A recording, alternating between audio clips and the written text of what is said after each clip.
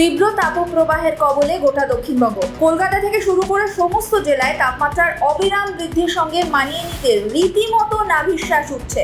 উচ্চ আর্দ্রতার কারণে তীব্র দাবদাহ দৈনন্দিন জীবনকে উল্লেখযোগ্যভাবে ব্যাহত করেছে। আলিপুর আবহাওয়ার পূর্বাভাস অনুযায়ী আশা করা হচ্ছে যে বজ্র বিদ্যুৎ সহ বৃষ্টিপাতের সম্ভাবনা কিছুটা স্বস্তি দেবে। এই গরম শুধু কলকাতায় নয়, বরং পশ্চিম ও পূর্ব মেদিনীপুর, উত্তর ও দক্ষিণ চব্বিশ পরগনা, বাঁকুড়া, পুরুলিয়া, ঝাড়গ্রাম এবং বীরভূমের মতো বেশ কয়েকটি জেলায়ও রীতিমতো আতঙ্ক তৈরি করেছে।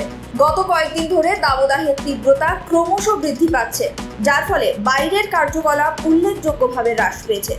হুগলি, পশ্চিম ও পূর্ব মেদিনীপুর, উত্তর ও দক্ষিণ চব্বিশ পরগনা, নদিয়া, বীরভূম, মুর্শিদাবাদ এবং ঝাড়গ্রামের মতো জেলাগুলিতে আবহাওয়ার পরিবর্তন ঘটতে পারে, ফলে তীব্র দাবদাহ থেকে সাময়িক মুক্তি মিলতে পারে। এছাড়া দক্ষিণবঙ্গের বেশিরভাগ জেলায় বজ্রবিদ্যুৎ সহ ঝড়ের পূর্বাভাস আগামী 16 মে পর্যন্ত থাকবে বলে আশা করা হচ্ছে। দক্ষিণবঙ্গের পাশাপাশি উত্তরবঙ্গেও ঝড় বৃষ্টির দাপট চলবে। দার্জিলিং, কালিম্পং, জলপাইগুড়ি, আলিপুরদুয়ার এবং কোচবিহারের মতো জেলাগুলিতে 16 মে পর্যন্ত বজ্রবিদ্যুৎ সহ বৃষ্টি এবং ঝোড়ো হাওয়ার সম্ভাবনা রয়েছে। Bureau report, sky news Bangla.